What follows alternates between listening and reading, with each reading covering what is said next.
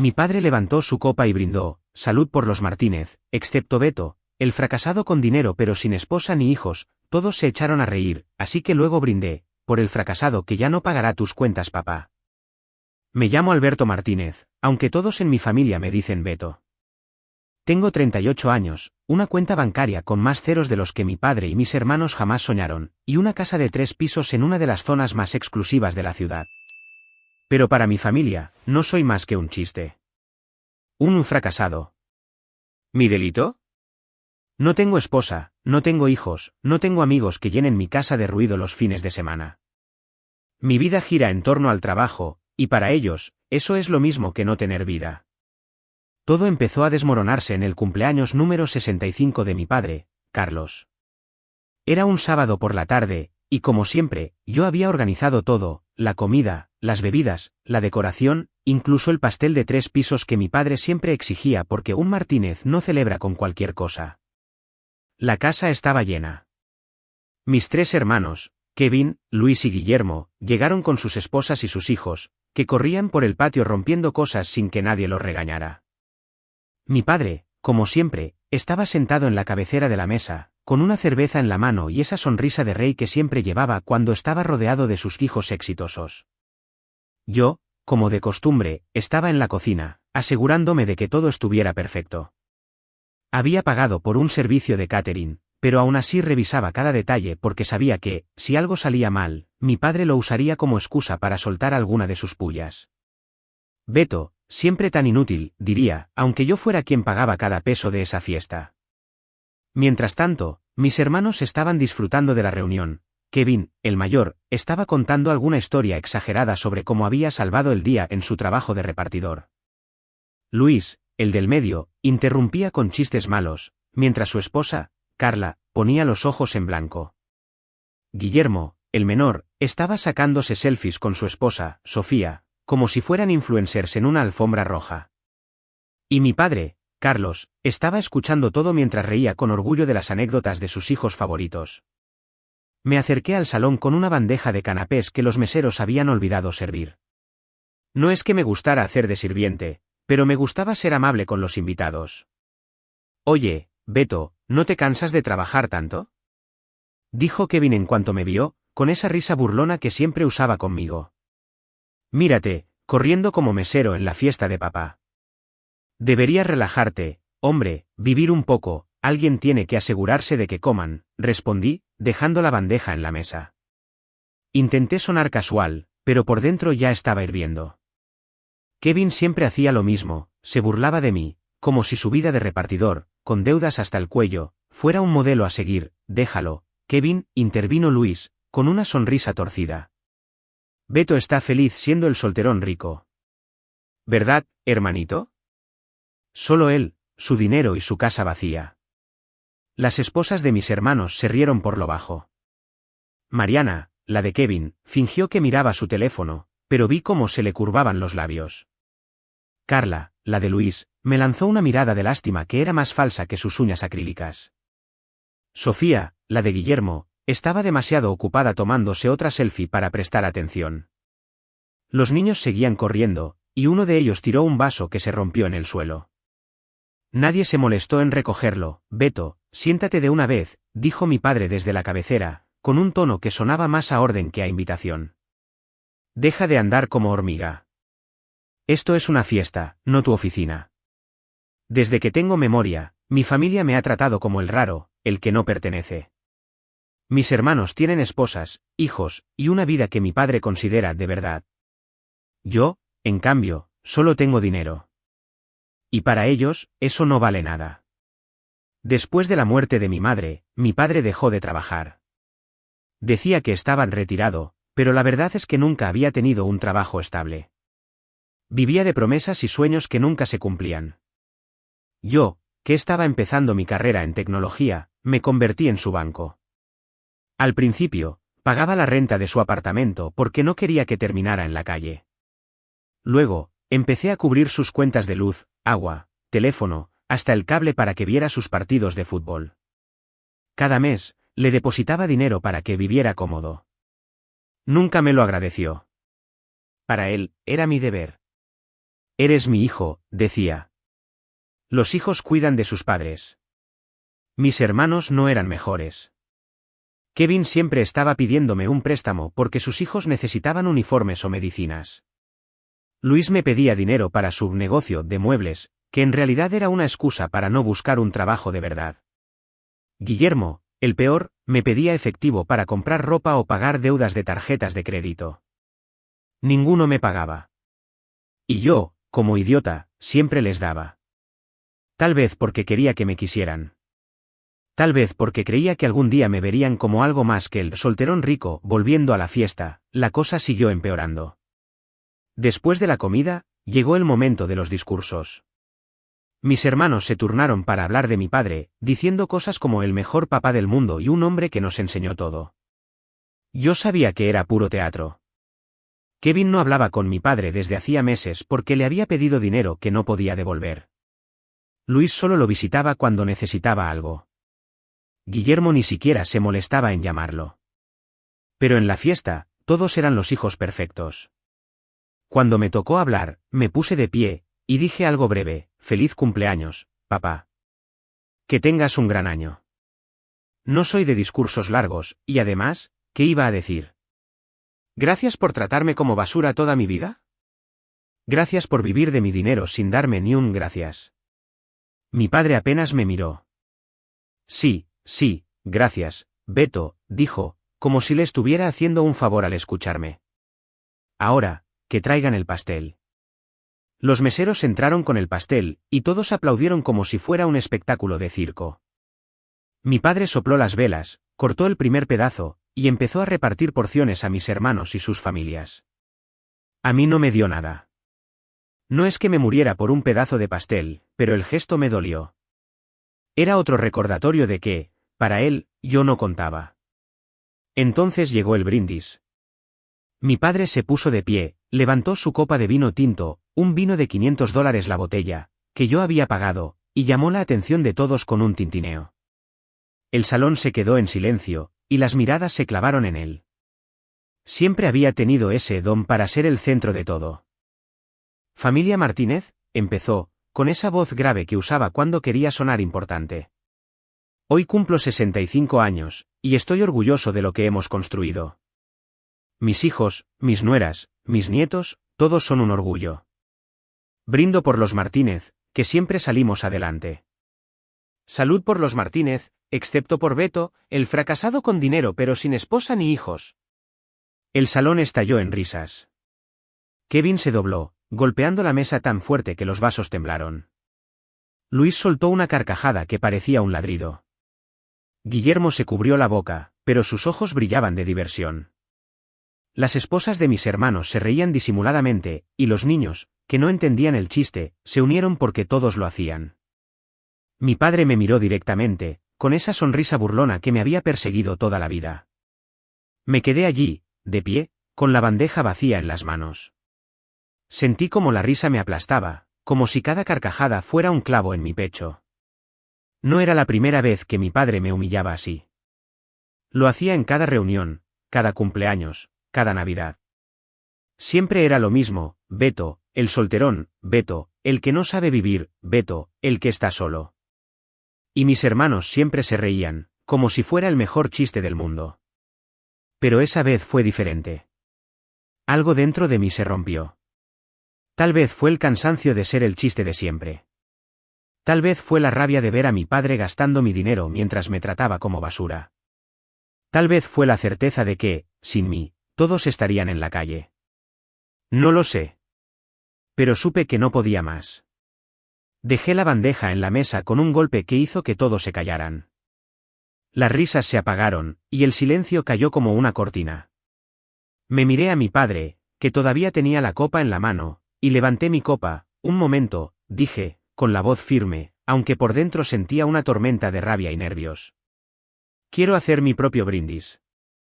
Todos se quedaron observándome fijamente, y luego dije: brindo por el fracasado que ya no pagará tus cuentas, papá.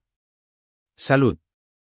Me bebí todo de un trago y dejé la copa en la mesa con un golpe suave. Por un momento, el silencio fue absoluto. Podía escuchar el zumbido del aire acondicionado y el latido de mi propio corazón.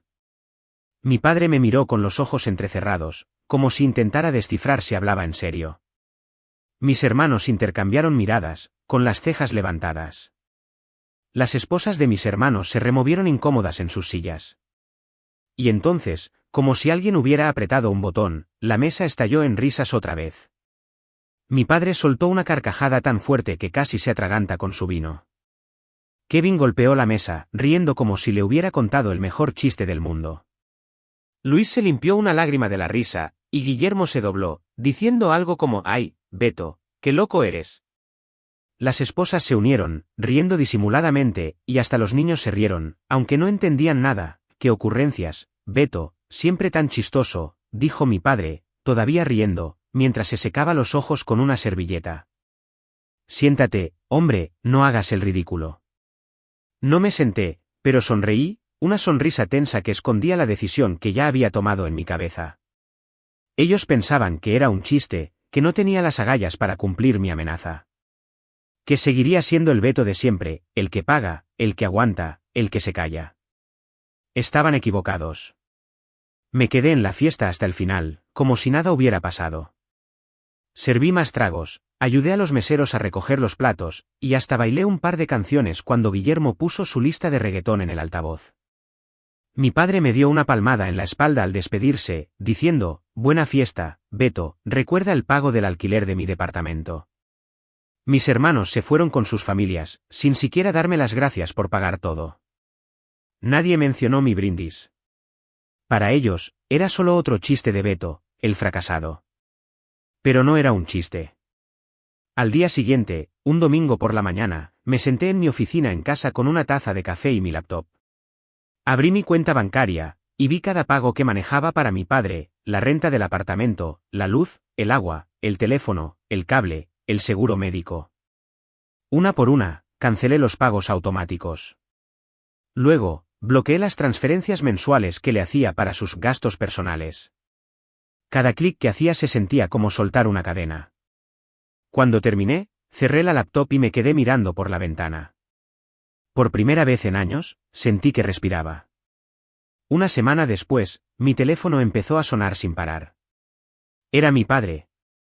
Lo dejé sonar un par de veces antes de contestar, no porque tuviera miedo, sino porque quería que se desesperara un poco. Cuando finalmente respondí, su voz estaba llena de furia. «¿Qué demonios está pasando, Beto?», gritó. «Me cortaron la luz ayer, y hoy llegó un aviso de que el agua está vencida. Y el casero me dijo que no recibió el dinero del alquiler». «¿Qué hiciste?». Me recosté en mi sofá, con el teléfono en la mano, y dejé que hablara. Cuando terminó de gritar, respondí con una calma que hasta a mí me sorprendió. «¿Qué hice?». «Nada, papá. Solo dejé de pagar tus cuentas, como dije en tu cumpleaños». «¿No te acuerdas?». «Brinde por el fracasado que ya no iba a mantenerte, ¿de qué estás hablando?», dijo, su voz temblando entre la rabia y la incredulidad. «¿Eso fue un chiste, Beto?». «¿Qué te pasa?». «Soy tu padre». «¿Es tu obligación cuidar de mí, mi obligación?». Repetí, y esta vez no pude evitar que mi voz subiera un poco. «Mi obligación es pagar tus cervezas, tu apartamento, tus salidas con tus amigos, mientras me llamas fracasado delante de todos». «Mi obligación es escuchar tus burlas y las de mis hermanos, que viven de mis préstamos mientras me tratan como basura». «No, papá, se acabó, arréglatelas solo». «No puedes hacerme esto», gritó. «Soy tu padre. Sin mí, no estarías aquí». «Kevin, Luis, Guillermo, ellos tienen familias, responsabilidades. Tú no tienes nada, Beto». «¿Nada? ¿Qué haces con todo ese dinero si no lo compartes con tu familia?». «Exacto, papá», dije, sintiendo una calma fría que me sorprendía. «No tengo nada. Ni esposa, ni hijos, ni deudas. Solo tengo mi dinero, mi casa y mi tranquilidad. Y no pienso gastarlos en alguien que me desprecia.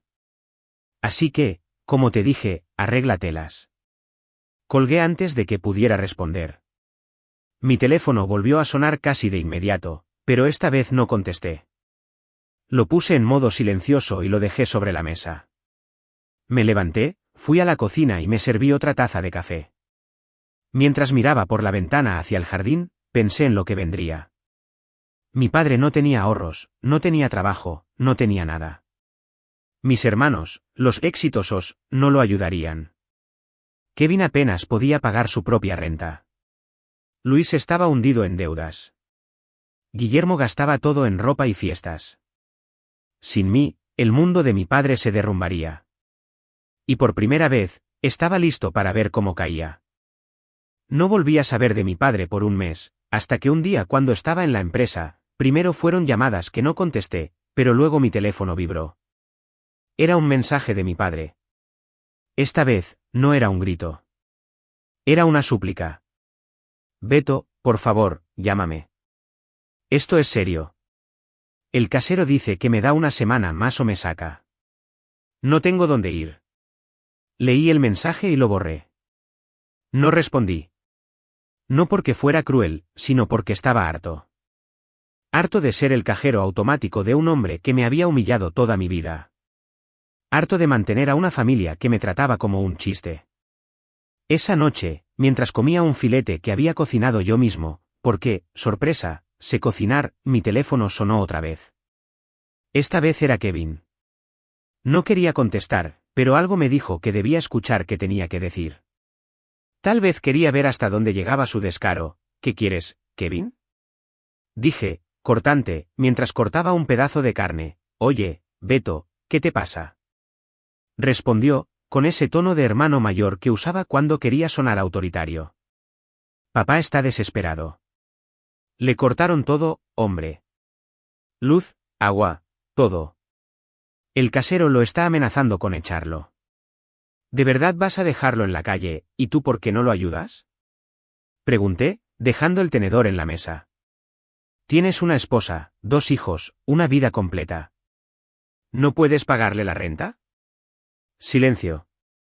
Sabía que lo había atrapado. Kevin vivía en un departamento pequeño, con muebles que había comprado a crédito y un coche que apenas funcionaba. Sus ingresos como repartidor apenas cubrían las cuentas, y las pocas veces que le sobraba algo, se lo gastaba en cervezas o en juguetes para sus hijos. No es tan fácil, Beto, dijo al fin, con un tono que intentaba ser conciliador. Sabes que estoy apretado. Los niños, la escuela, las deudas. Pero tú tienes de sobra. ¿Por qué no lo ayudas? Es nuestro papá, nuestro papá. Repetí, riendo sin ganas. El mismo que me llamó fracasado delante de todos en su cumpleaños. El mismo que vive de mi dinero desde hace 10 años sin darme ni un gracias. Ese papá. Que lo ayudes tú, Kevin. O pídele a Luis o a Guillermo. Ellos son los exitosos, ¿no? Colgué antes de que pudiera responder. Me quedé mirando mi plato, con el filete a medio comer. No sentía culpa, pero sí una especie de vacío. No era tristeza, era más bien la sensación de soltar algo que había cargado demasiado tiempo. Una semana después, mi padre fue desalojado, y ninguno de sus hijos exitosos lo ayudó. Kevin intentó ayudarlo, dejándolo quedar en su casa, pero no duró ni una semana, porque su esposa, Mariana, le dijo a Kevin que no quería mantenidos en su casa. Entonces le dio un ultimátum a Kevin: o Carlos se iba, o ella se llevaba a los niños y se mudaba con su madre. Kevin, como era de esperarse, eligió a su esposa. Una mañana, mientras me preparaba para un viaje a Londres, recibí una última llamada de mi padre. Su voz era apenas un susurro, como si el orgullo que siempre lo había sostenido se hubiera roto. Beto, dijo. No tengo nada, no tengo dónde dormir, no sé qué hacer, por favor, hijo. Ayúdame. Por un momento, me quedé en silencio. Pensé en todas las veces que me había humillado, en las risas de la familia, en el brindis de su cumpleaños. Pensé en los años que pasé pagando sus cuentas, sus cervezas, su vida, mientras él me trataba como un fracaso. Y luego pensé en mí, en mi casa, mi empresa, mi libertad. No, papá, dije, con una calma que me sorprendió. No voy a ayudarte. Pregúntale a Kevin, a Luis, a Guillermo. Ellos son tus hijos perfectos, ¿no? Que te saquen del hoyo. Yo solo soy tu hijo fracasado, no puedo ayudarte. Colgué y apagué el teléfono. Esa noche, mientras empacaba mi maleta para Londres, me sentí más ligero que nunca. Mi padre estaba solo, en la calle, sin nadie que lo rescatara. Sus hijos exitosos, los que él alababa por sus familias, lo habían abandonado. Y yo, el fracasado, estaba libre. Días después, supe que Carlos vivía en un albergue, sobreviviendo con la caridad de extraños. Kevin, Luis y Guillermo seguían con sus vidas, endeudados y peleando con sus esposas, pero sin ayudar a su padre. Nadie mencionó mi nombre. Nadie me buscó. Y yo, por fin, vivía para mí. Me senté en mi balcón, con una copa de vino en la mano, mirando la ciudad. Había construido una vida que nadie podía quitarme. No tenía esposa, no tenía hijos, pero tenía algo que mi familia nunca entendió: paz. Y mientras el sol se ponía, brindé por mí mismo. Por el fracasado que había ganado. Suscríbete para más historias diarias.